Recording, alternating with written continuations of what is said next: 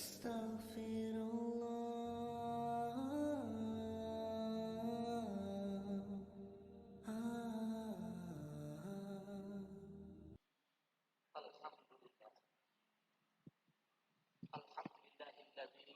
asra bi'abdihi lailan minal masjidil haram ila al-masjidil aqsa alladzi barakna haulahu linuriyahu min ayatina innahu huwas samiul basir.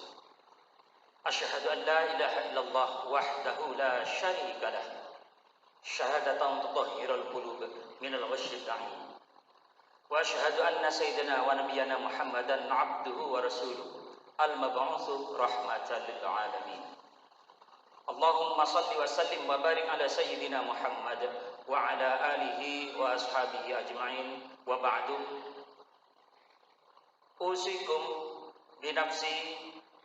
Usikum wa nafsi bi taqwallah faqad fazal muttaqun.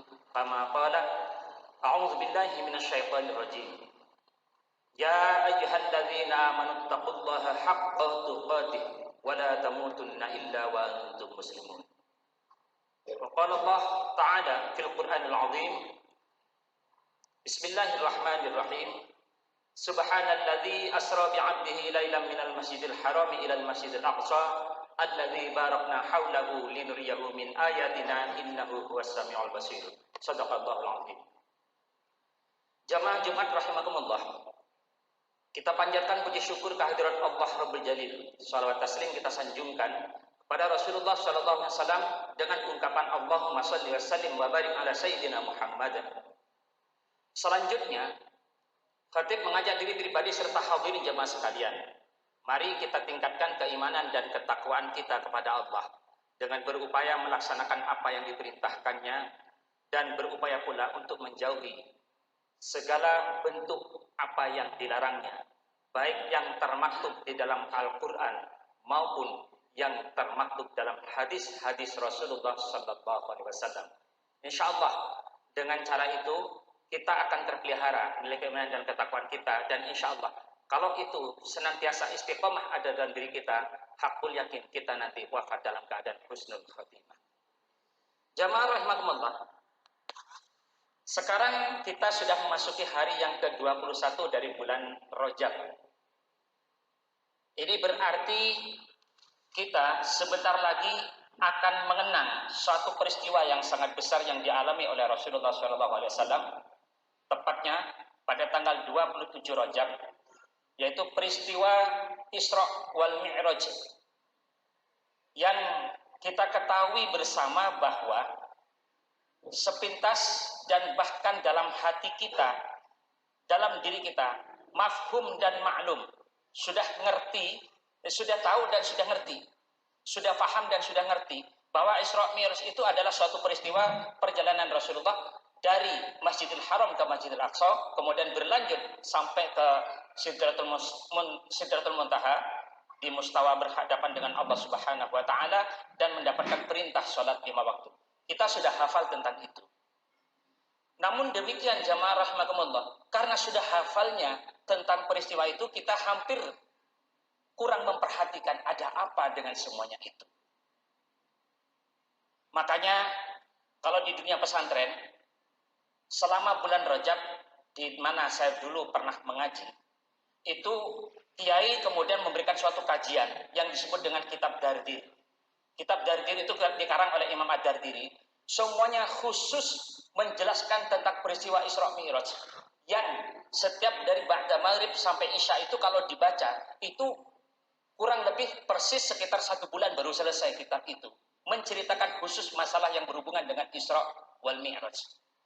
Maka tentunya di atas mimbar yang waktunya sangat terbatas ini, insya Allah khatib akan mengambil beberapa inti hikmah dari peristiwa Isra Mi'raj yang telah dialami oleh Rasulullah Sallallahu Alaihi Wasallam.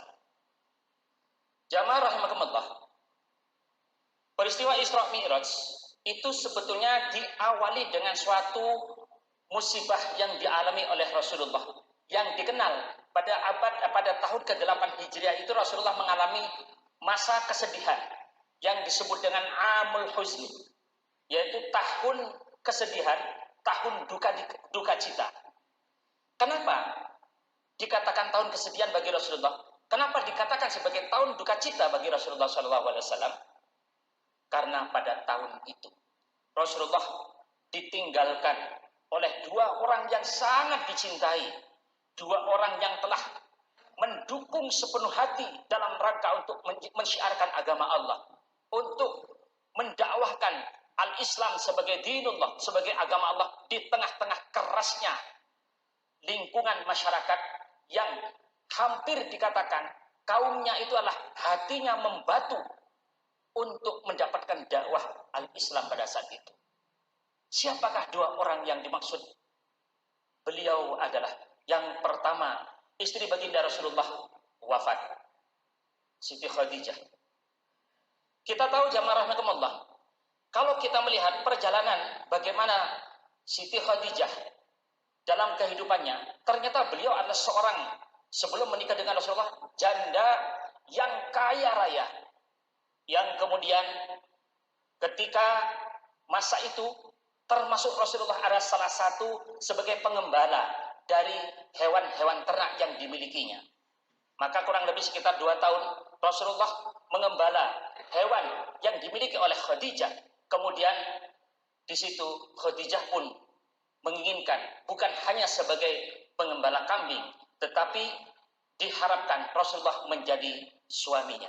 Maka setelah 2 tahun, tepatnya Rasulullah berusia 25 tahun, maka menikah dengan Siti Khadijah.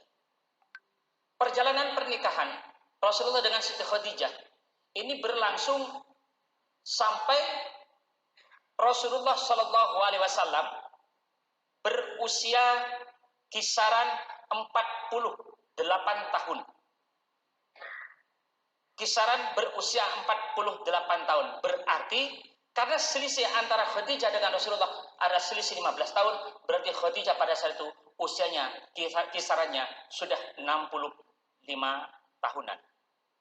Jamaah, pada saat tahun ke-8 dari kenabian itu, Khadijah wafat, membuat diri Rasulullah sebagai seorang manusia al-bashar, sebagai pribadi seorang manusia, bukan sebagai seorang rasul, tentunya mengalami sebuah keguncangan yang sangat hebat karena ditinggalkan sang kekasih yang begitu sangat dicintai, sang kekasih yang telah mendukung sepenuh hati dalam syiar dan dakwahnya. Subhanallah, segala jiwa raga serta harta yang dimiliki oleh Khadijah pun itu hanya untuk kepentingan Allah Subhanahu wa taala. Beliau wafat, maka Rasulullah mengalami kesedihan.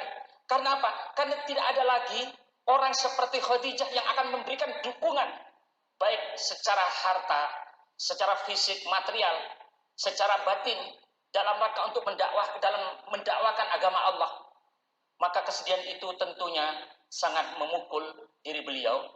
Ditambah lagi paman beliau yang bernama Abu Thalib yang telah mengasuh Rasulullah sejak usia 8 tahun dan yang telah memberikan perlindungan dan dukungan kepada Rasulullah sejak ketika Rasulullah diangkat menjadi Rasul dengan dakwah-dakwahnya, dengan dakwah-dakwah yang dilakukan oleh Rasulullah. Beliau selalu melindungi dari ancaman orang-orang kafir Quraisy yang hendak ingin mengganggu bahkan ingin membunuh Rasulullah. Sebagai tokoh yang terkemuka, Abu Thalib adalah tokoh yang paling disegani, sehingga siapapun yang hendak berbuat jahat kepada Rasulullah, dia harus bermikir-mikir, harus berpikir terlebih dahulu, karena di situ masih ada sang pelindung yang bernama Abu Thalib. Itu pun beliau meninggal pada saat itu. Kesedihan bertambah, Rasulullah kemudian merasa bahwa tidak ada lagi yang bisa melindungiku. Tidak ada lagi yang orang yang bisa menjadi perisai bagi diriku.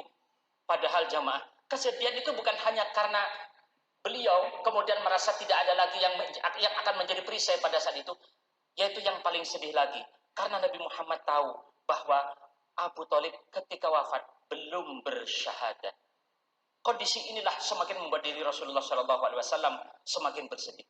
Makanya kemudian Allah Subhanahu wa taala tentunya zat yang maha tahu, zat yang maha sayang kepada hambanya, dikala itu memberikan suatu nilai, suatu penghargaan, suatu penghiburan, yaitu Rasulullah dibawa ke suatu tempat yang disebut dengan perjalanan Isra dan Mi'raj itu. Apa jamaah rahimakumullah? Ini sebetulnya perjalanan Isra Mi'raj ini adalah merupakan suatu ibrah bagi kita. Apa ibrahnya? Ibrahnya adalah kalau Rasulullah dalam keadaan sedih itu, kemudian oleh Allah dibawa, yaitu diperjalankan oleh Allah Subhanahu wa taala. Subhanalladzi asra, diperjalankan. Maksudnya Allah yang telah memperjalankan. Jadi bukan kehendak Rasulullah, tapi Allah memperjalankan. Nah, ini adalah merupakan suatu gambaran ketika dalam kondisi yang sedih seperti itu Allah kemudian memperjalankan ini. Ibrah yang pertama yang bisa kita ambil adalah kita sebagai umat Rasulullah tentunya setiap saat dimanapun dan kapanpun dalam mengarungi kehidupan ini tidak terlepas dari segala ujian dan cobaan. Ketika kita mengalami ujian dan cobaan itu, maka ayo teguhkan hati kita. Jangan lari kemana-mana. Gak usah kita mencari mbah dukun. Gak usah kita mencari minuman keras. Gak usah kita kemudian mengambil jalan pintas untuk bunuh diri. Jangan kau lakukan itu.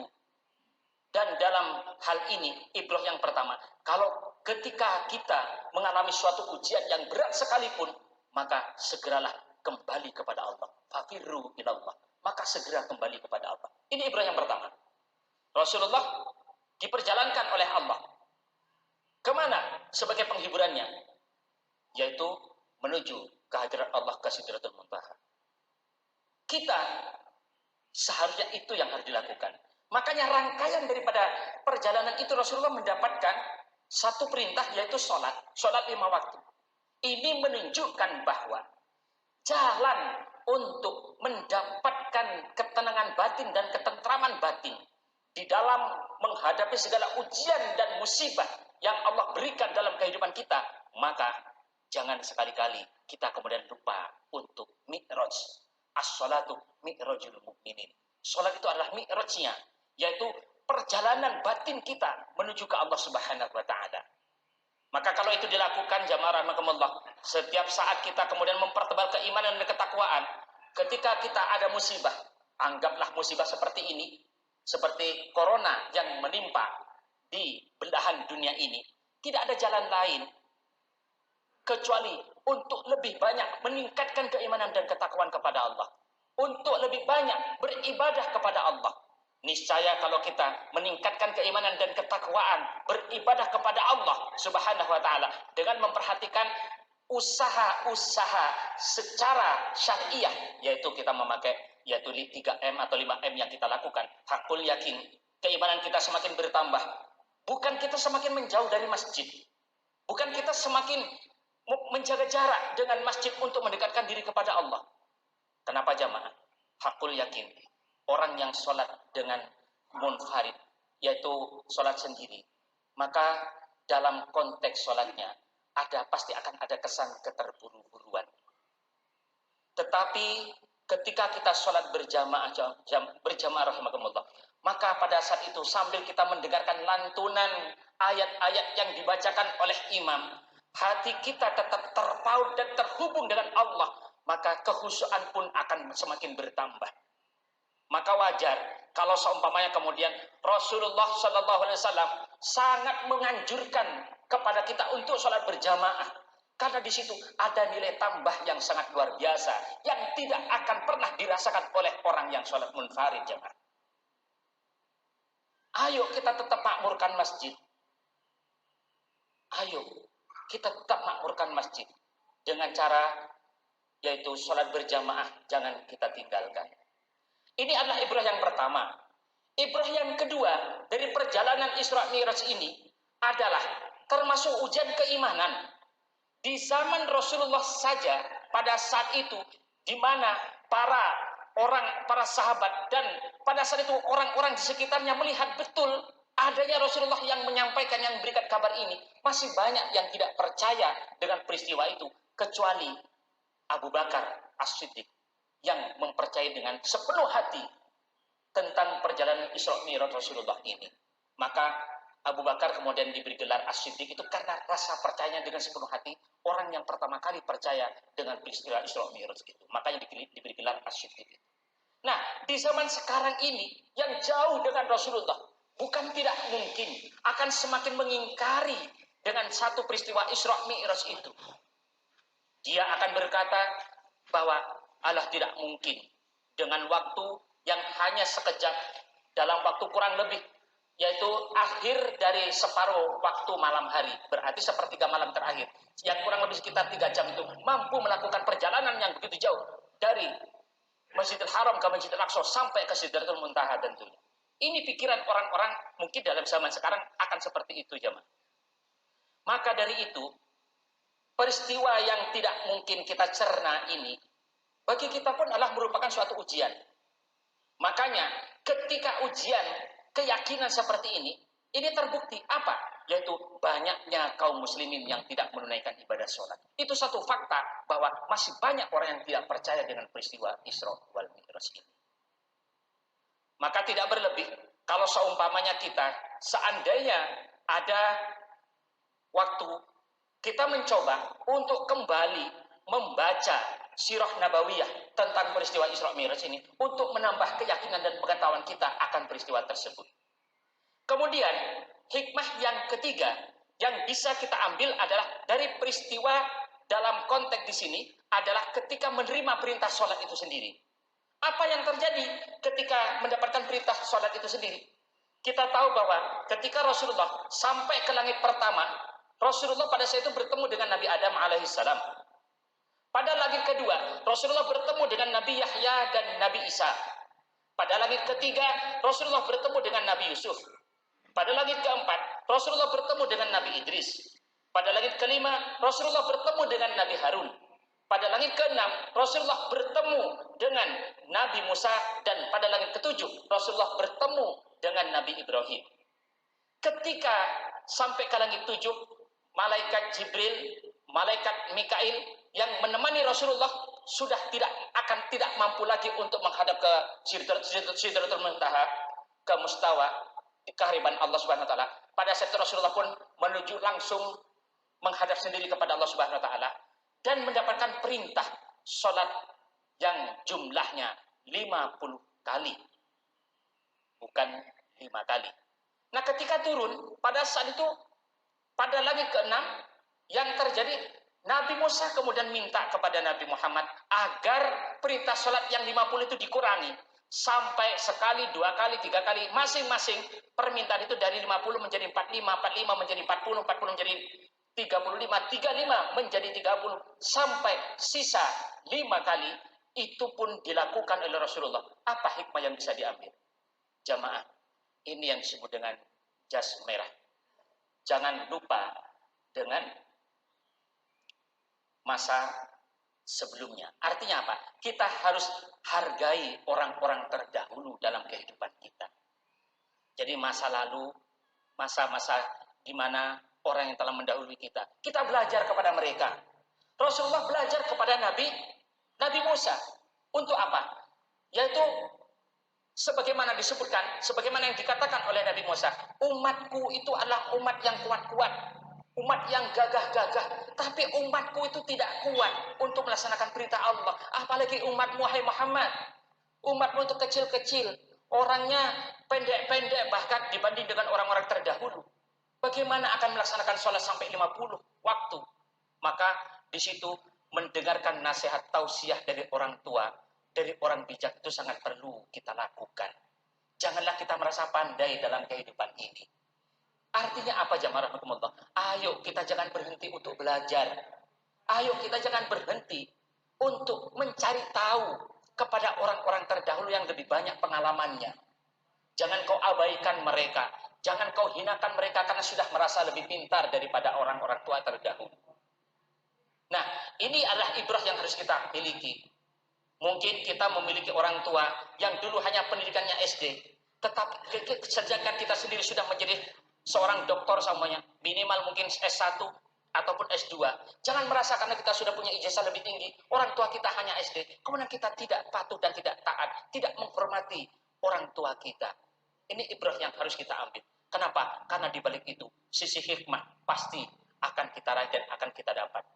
Jamaah rahimahumullah, tentunya kalau berbicara tentang hikmah ini, tentang sholat itu sendiri, apa dan mengapa kita perlu waktu yang lebih banyak lagi untuk kita kaji. Untuk ini jamaah rahimahumullah, maka sekiranya apa yang khotib sampaikan kali ini mudah-mudahan paling tidak bisa mewakili nilai-nilai positif atau hikmah dari perjalanan Isra Mi'raj Rasulullah sallallahu alaihi wasallam. Amin ya rabbal alamin. Barakallahu li wa lakum fil Qur'anil azim wa nafa'ani wa iyyakum bima fihi minal ayati wa dzikril hakim. Aqulu qawli hadza fa nastaghfiru innahu huwal ghafurur rahim.